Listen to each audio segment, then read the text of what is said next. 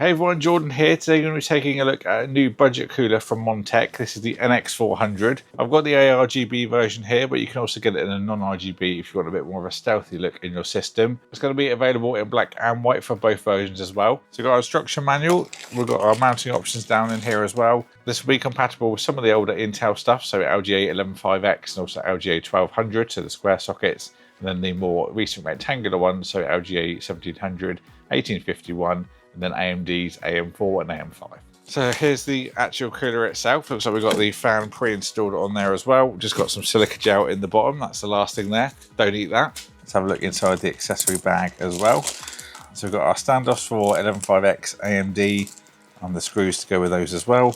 Then our Intel 1700 ones there. That would also be, of course, for 1851 as well, as it's the same size. Then, of course, got our back plate, which would be for Intel that you can adjust if you are using that.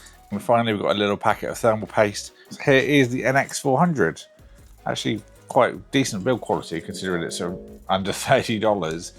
Some nice dense fins on there. MONTECH have been trying really hard with this design to give an optimal density as well. So it's going to give you optimal pressure and airflow through those fins. So just taking off that fan to have a bit of a closer look at this. This is the new E28, so 28mm thick, also PWM. We've also got our ARGB 3-pin 5-volt addressable on there and a 4-pin PWM header. This will go up to 2000 RPM and we'll be testing this at 1600 as I do with all of my coolers, set them to the same so we've got no variables, just so we can see the actual performance of the fan itself. But it looks to be a fairly rugged design, pretty solid construction as well.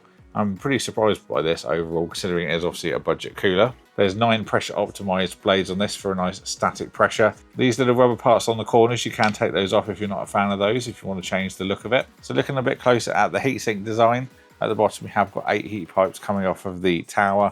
Little pill before installation, we'll do that now. And there you can see our copper pipes that will make contact with the IHS. On the top we've just got a stripe design, also a little see-through part on there as well. So we've had a look around the cooler, now let's get it into the test system. I'll give you my temperature results and then my overall thoughts.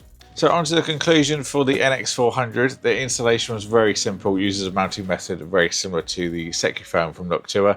You have a few spaces you put onto your motherboard, then you screw through a bar on each side, then the cooler just attaches down to that. Really quite simple. It's also worth mentioning that the thickness of the 28mm fan might cause a clearance issue with your RAM, only if you use 4 sticks though. You can easily adjust the height of the fan on the radiator though, that's an easy way to get around it. This system uses Kingston Fury Beast DDR4, a pretty standard size RAM stick, and to clear those you just have to move it up 2 or 3 fins. Now onto the cooling. The test system is an AMD 5800X3D on an Asus X570 Pro 2. I use Cinebench for thermal testing, which is synthetic, puts a lot more heat in than you'd see in average use. Setting all the fans to the usual 1500 RPM for testing, we saw a high result of 85.2 with an ambient of 22.3. Moving that gives us a delta of 62.9, putting this in the bottom of the chart, where the lower the better. However, all the coolers on there are twice, if not 3 or 4 times the cost of this one. It's also worth pointing out that I test using Noctua NTH2 thermal paste to ensure consistent results. However, if you do choose to use the thermal paste included, you might notice that the temperatures are 1 or 2 degrees higher, as that seems to be a bit more generic. Now going back to the testing, the fact that this is on the tail of the NH-D12L is fantastic. At the time of filming, that costs £93, so 3.4 times the cost of this cooler, so some pretty good results.